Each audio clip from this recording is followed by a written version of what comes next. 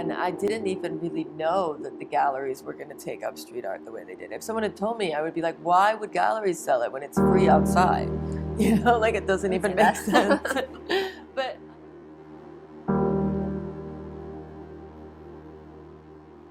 Hi, I'm Jackie Gunn, editor of LA Home Magazine, and today I'm at Q Art Gallery in Marina del Rey, interviewing street artist Jules Muck.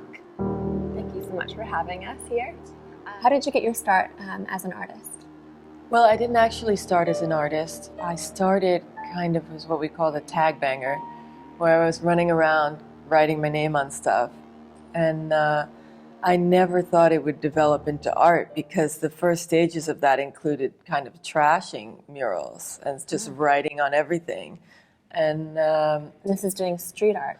I guess it's called street art now. Yeah. At that time, it was known as graffiti. And before I even knew the word graffiti, I was just writing curses on things.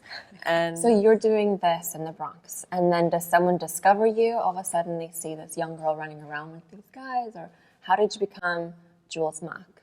well, that's kind of like, I was writing Muck. That was my tag, M-U-C-K. And that was all I really thought I could write. That was all I knew how to write. And if anyone even asked me to write something else, I'd be like, I only know the M, U, C, and K. That's all I know. And then I had, like I said, I read that book, Subway Art. And one day while I was on this rooftop on the 5 line, I was painting a piece, and it was a daytime piece.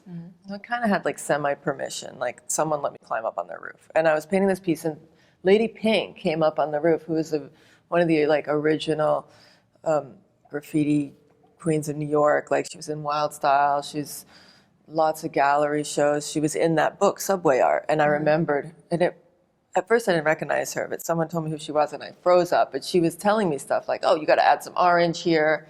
Anyway, she got my number, and she ended up taking me on as like an apprentice for almost 4 years. So it was really cool, and I think that because I had so much respect for her, I was able to listen. And when she said, "Do this," I didn't say, "I only know MUCK." I was like, "Okay, sure." Did you want to be famous? Did you do street art wanting to be famous, or was this more like you wanted to fulfill something with you, and the fact that fame came later is I mean, benefit? at the point that I started doing graffiti wasn't really any promising fame at all. It wasn't even on the table. Maybe amongst your friends getting props, people on the internet saying, "Whoa, Muck got up." I mean, that was cool. I never thought that it would be a career. I never thought it would be this kind of a windfall.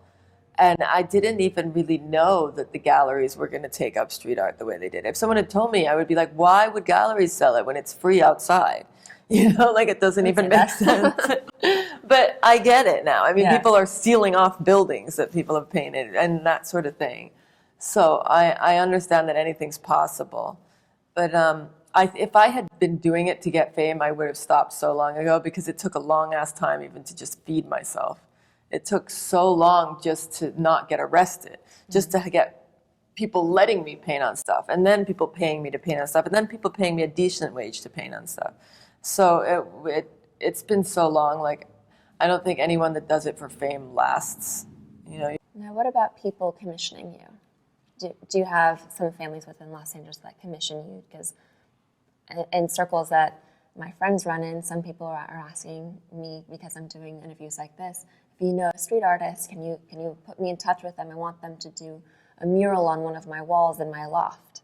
Are people? Yeah. No, that's like one of my main sources of income. And like there's some private residencies and then a lot of businesses. I just did Lucky Strike Hollywood, where I did a bunch of the bowling alley. Yeah, I did a lot of murals for them. I did Saatchi Art. I did murals in their offices. Like I said, Casa del Mar, Shutters. I did Gem on Eve Kinney. Okay. A lot of the Venice new tech companies like my stuff. I'm working with Google now, prospecting for some murals. Wow. I did their patio furniture. I did their VP's house. But you know, a lot of the newer companies to the area like the fact that my stuff is so Venice oriented, that I've painted so much here, that in order to kind of bring themselves more in, they kind of hire me on. So. No, thank you so much for taking time to speak with us about your art. It was really fascinating to hear everything that you've gone through and how you've influenced the art scene in not only Los Angeles, but the world. Thank you.